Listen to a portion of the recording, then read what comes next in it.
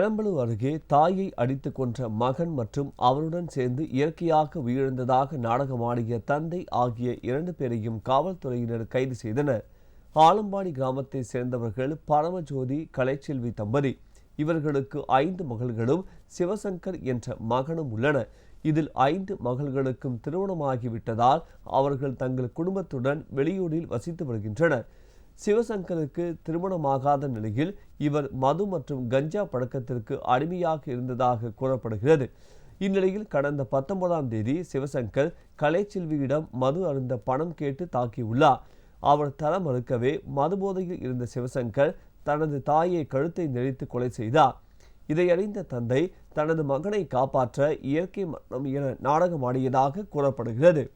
ஆனால் மரணத்தில் சந்தேகமடைந்த காவல்துறையினர் உடலை பிரேத பரிசோதனைக்காக அனுப்பி வைத்தனர். இதில் அவர் கழுத்தை நெரித்து கொலை செய்யப்பட்டது தெரிய வந்தது. இது குறித்து விசாரணை நடத்திய காவல்துறையினர் மகன் சிவசங்கர் மற்றும் அவருக்கு உதவிய தந்தை பரமஜோதி ஆகிய இருவரையும் கைது செய்தனர்.